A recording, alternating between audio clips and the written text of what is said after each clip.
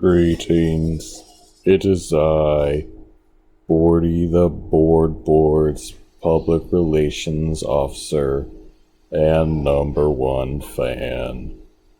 Unfortunately, Boardie the Board was not thrilled by us taping him while he was sleeping, and that we had not received his consent. So, he is currently suing us for infringement of privacy and theft of his image.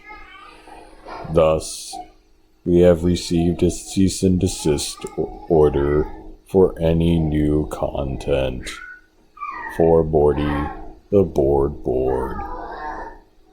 In the meantime, he is also copy striked against our previous YouTube videos. So here, I am uploading the previous installments along with a new video starring one of Boardie the Board's friends.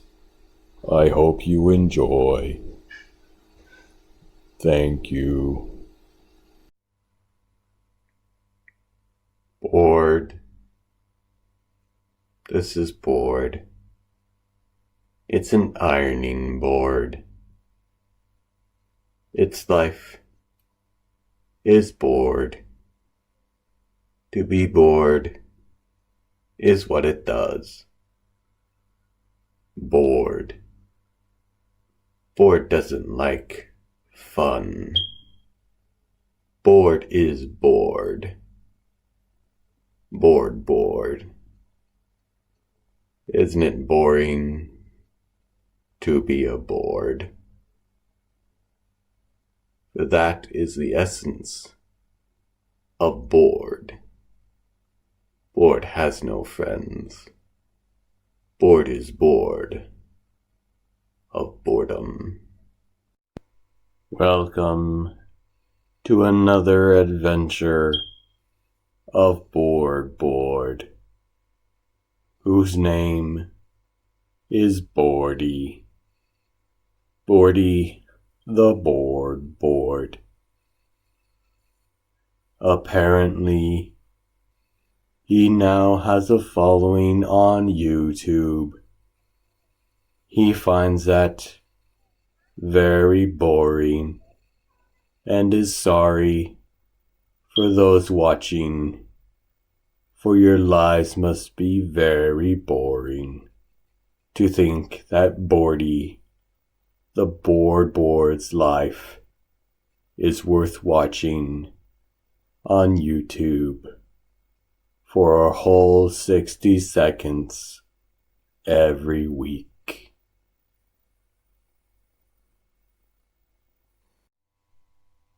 Yesterday, Boardie the Board had a long talk with us. It was long because he took 10 minutes just to say hi. He said he didn't like the videos that we were making, and so as you can see, we are filming without his permission while he is sleeping. In this conversation, he voiced his concerns about current events and how many boards have forgotten their board ways and decided to have fun. The worst of them are surfboards, always riding the waves. This is the Elcor plushie, known as Elshie, from the greatest science fiction RPG game franchise of all time, Mass Effect. If you have not played it, then it is true that your life is boring. Even more boring than Boardie the Board's, who, as you can see, is no longer in these videos due to the aforementioned ensuing lawsuit and cease and desist order. So, we decided it was time to introduce you to the lovable, adorable Elshi, the Elcor plushie. Here are just a few things he would like to say. Affectionately, I love you. Uncontrollably. That tickles. We hope you enjoyed this episode of Boardie the Boards. Sans Board. Hello, and welcome to the Alliance. Sorry for that preliminary board episode, but I needed to make sure that nobody who stumbles across this video is able to find any Alliance secrets. But welcome to the Alliance, and I'm going to go over a couple of the rules that we have here of what you need to do in order to stay a happy and beneficial Alliance member. So the first thing that you need to make sure you do every single day is come into the Alliance page, go to Alliance Donation, and then you have your options to donate. These are daily donations, and so the bare minimum is the 10,000 gold, which I'm going to do right now. Confirm. There we have it. This actually gives you bonuses as well as the Alliance, and everybody benefits from this. So make sure you're always doing this daily. Alright, the second rule is over here in Alliance Raids. And these are a couple of the raids that are going on right now. What you need to do is if you join a raid, this nut is already active, come in here, and even if you can do just one node, that's all we're really asking. Just do at least one node, contribute a little bit. It'll help you get some of the rewards, but pick any node. In this case, I'm going to go with this one over here. After I join it, of course. So you join it, and then you find the node. And obviously, the goal is to try to win. But I'll come back to that later. So that's the second rule. Now, the third and most important rule of being in an alliance is to go down here into Alliance War. Go to Set Defense. And then here you see some orange flags. That's where you want to pick a slot. So ideally it's probably going to be Flight Deck 3 since you're new. Go to here. And both of these slots are open, but I'll show you what most likely will happen. Slot 2 will be open. So you go claim slot. And these are the automatic shield minions that are loaded to your account. And so if you're new or if you're an old player, you need to pay attention to this. So the rules are, obviously put teams in here. So the first team, come in here, pull up my save squads. So you need to decide what squads and what teams you're going to have for defense and offense. For here, I got defenders. They're a very good defenders team. Let's say I want to have my shield team be an offense team, even though I don't have Nick Fury up there yet. But again, that's your decision. You determine for yourself what teams you want on defense, what teams you want on offense, and how many, what power, all that fun stuff. So again, I said defenders are really good for defending, and they will be my strongest defending team. So whatever teams you pick, your strongest defending team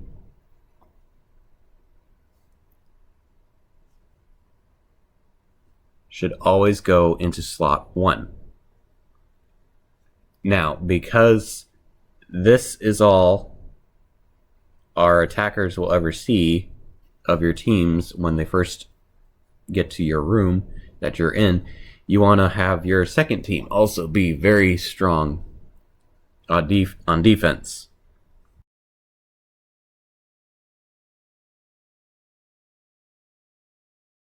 So again, first and second team, make sure they're the two strongest defense teams that you're planning to use, again, on defense. Now, I would say have a minimum of 4 teams. I know it used to be 3, but now with everybody getting stronger and more teams available, you should all be doing 4, at least 4 teams. So this is the bare minimum right here. The rest of your slots will be standard shield teams, but obviously they're really, really weak. Only 17,000 power. So we want to get higher power in there. Most of you probably have 16 teams. And so if you have 8 slots on defense, if you're not buying war energy in the Blitz store, you will have only about 7 or 8 chances to actually attack during the 24-hour war period. So that's only 16 teams that will ever actually be used in war. So if you have low power teams that are only like, say, 20,000 or 30,000 power, or maybe higher, but everything else is highest. Like my low level teams are all in there around 70,000 in war. So what I will, even though 4 is the minimum, I'm not going to be, there's not a lot of chances to use those low level teams. And even if I have, because they are the bottom at that 70,000, even if I have to go up against one of these standard shield teams, then I might as well just use something stronger and just have those always ready for offense. So if you have your full roster or close to it, if you have full 16 teams, what I would suggest is go in here, and for the other nodes, just go all the way down to the bottom. See, this is 80,000. I actually have AIM and Hydra that are lower than that, but for sake of time I'm using save squads. But 80,000, that's my lowest save team, and that's still significantly more than 17,000. So I'm not really going to be using that much. I'm going to be focusing on teams closer to 100,000, so I can put that team in there. Now, again, I said that the first 2 teams have got to be your top teams, especially your number 1. That has got to be your strongest, because that's where I place you anywhere. Because you see this manage, I can go in here and I can move myself, or if this was your character, not mine, it would be kick instead of leave. So I can actually move me, and I'll go ahead and do that to show you. I can move myself over here because I'm a captain. Captains and the alliance leader has this power, and so I can do that. So I'm constantly tracking everybody's power in these rooms, all the rooms really, but especially I'm ranking everybody and placing them based upon this team 1, because that's what what our attackers are going to see. And so I need you to have that as your strongest team. And then I need a team here, and so a team in team 1, a team in team 2, and they need to be the 2 strongest teams, because that's what the enemy is going to see. Everything else you can mix and match as you see fit. That's perfectly up to you. Again, whatever defense teams you want to put in. Now you can go just highest to lowest descending, or you can do a little leapfrogging, if you will. You do high, lowest, high, low, and so on. You could do a zigzag of power. That way you keep the offense guessing, and then they won't get through your first 4 teams and like, oh look, it's standard shield, and just try to barrel through. They'll try and then realize like, oh wow, this guy was sneaky, or gal. But again, so for the rest of the teams, it's up to you. If you have enough, if you have 16 teams, put them in there. Figure out which 8 teams you're going to use, unless you are planning on buying and using war energy, attack energy. I know Dark Jack, or illustrious Dark Jack, will oftentimes do a bit more than the standard 8, so I know he's buying energy, but he's our strongest player, so I have no qualms with that.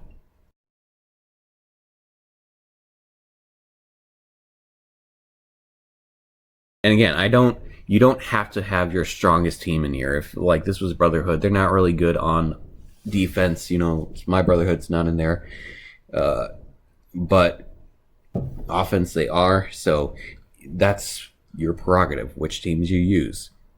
But this is ultimately what I need is strong, whatever for here. But if you can fill it, if you can replace this with something, even though it's weak for the rest of your roster, if it's stronger than that 17,000, it is still better than that 17,000.